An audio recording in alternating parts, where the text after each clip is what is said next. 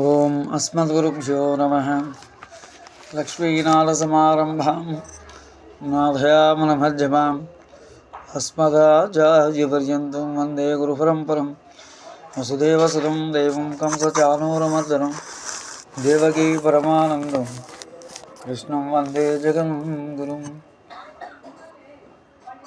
శాంతాకారం జగశయనం పద్మనాభం సురేశం విశ్వాకారం గానసదృశం మేఘవర్ణం శుభాంగం లక్ష్మీకాంతం కమలనయనం యోగరుధ్యానగమ్యం వందే విష్ణుం భవభయరం సర్వలోకైకనాథం.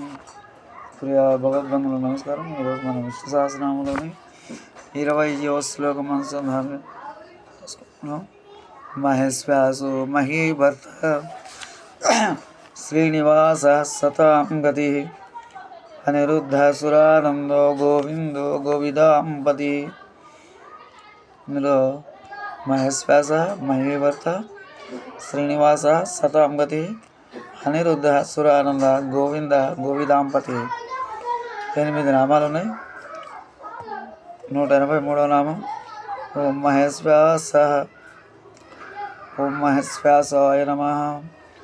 గొప్ప బాణప్రయోగం గలవాడు, బాణప్రయోగం చే రాక్షసులను సంహరించిన వాడైన భగవంతునికి ప్రణామం.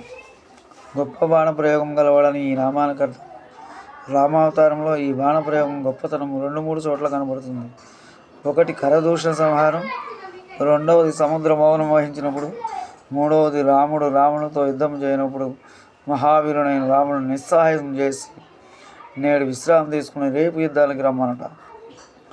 తదుపరి నామం 184 మహీభర్త.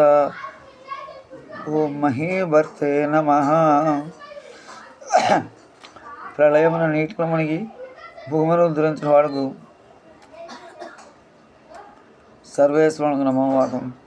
భగవంతుడు భూమిని పోషించేవాడు, మోపినవాడు కనుక ఈ నామం చే స్తుతించబడినవాడు. భూదేవికి భర్త ఒకటి కూడా భగవంతుడు ఈ నామం స్తుతించబడుచున్నాడు. భర్తృ శబ్దం భరించుట పోషించుట మోడుగానుంటాని 3 అర్థములను భగవంతునికి తగి ఉన్నాయి. తదుపరి నామం 185 శ్రీనివాస. ఓం శ్రీనివాసాయ నమః. లక్ష్మీదేవికి నివాస స్థలమైన వాడు, వక్షస్థలమ ముందు నిత్యనూతనముగా చేయు లక్ష్మీ నివాసం చేయు లక్ష్మీ గల దేవునికి ప్రణం.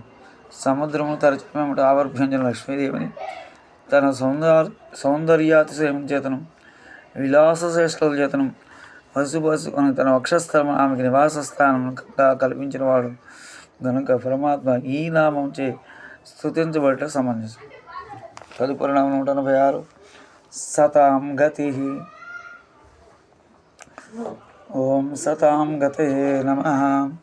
సత్పురుషులకు దిక్కైన వాడు, వైదికులకు పురుషార్థ సాధనమైన వాడకు హరికి నమస్కృయ.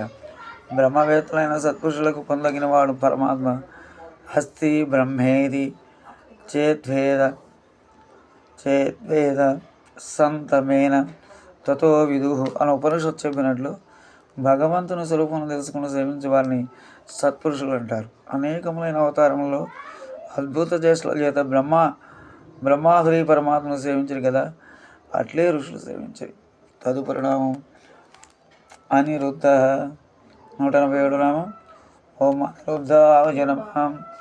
ఎవరి చేతను అడ్డగించబడినవాడు, అవతారం ముందే వాని చేతను అడ్డగింపబడిన వాడు దేవతలకు నమస్కృతి. ఏ విధమైన ఆటంకం లేకుండా అంతులేని జీవ సమూహమునకు ఉజ్జీవింపజేయు దివ్యచేష్టలను ప్రదర్శించేవాడు పరమాత్మ. ఏ విషయమందైనను ఎక్కడనైనను ఎవరినైనను ఆ భగవంతుని అడ్డగించేవాడు లేనందున పరమేశ్వరుడికి ఈ నామం గానం చేయబడుతున్నాడు. తదుపరి నామం 188 సురానంద. ఓం సురానందాయ నమః. దేవతలచే ఆనందింపజేయవాడు పరమాత్మకు గట్టి వానికి నమస్కారం. ఈ నామం హంసావతారం సూచించినట్లుంది. ఎట్లనగా వేదము రాక్షసులచే అపహరించబడినప్పుడు ఆపదలో మిత్రుని వలె ఆదుకునేవాడు కనుక పరమాత్మ హంసావతారం ఎత్తి మరల బ్రహ్మకు వేదమనంతో ఉపదేశించాడు. ఆ విధంగా ఉపకారం చేసి దేవతలకు ఆనందం చేసిన వాడు కనుక ఈ నామం ఏర్పడింది. తదుపరి నామం గోవింద. ఓం గోవిందాయ నమః. నీటిలో మునిగి కనబడని భూమిని పొందినవాడు గోపోషణ మనచినట్టు వానికి నమస్కారం. గో శబ్దమునకు వాక్కులనే అర్థం కలదు. దాని వెనక నామంలో చెప్పినట్టు గొప్ప ఉపకారం భగవంతుని వల్ల పొందిన వారి దేవతలు సుందరములు ప్రశస్తములకు తమ వాక్కులు చేసి స్తోత్రం చేశారు.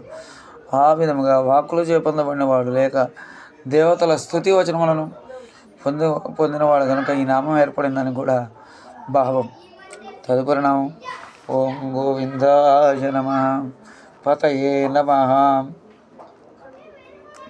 వేదము తెలిసిన వారిని పోషించు రక్షకుడు వేదవేత్తల్లో మేటి అయిన వాళ్లకు శ్రీహరికి ప్రణామం. గోవిధామనగా జ్ఞానవంతులైన వేదవేత్తలు వారు నెరవేర్చే యజ్ఞాగాదులచే ఆరాధింపబడిన వారు రక్షించేవాడు. వేదవేత్తలకు ప్రభు అయిన వారికే కష్టం రాకుండా పరిపాలించేవాడు. నీటిలో మనకి కనబడిన భూమిని ఉద్ధరించిన వాడని కూడా అర్థం. స్వస్తి. జై శ్రీరామ్.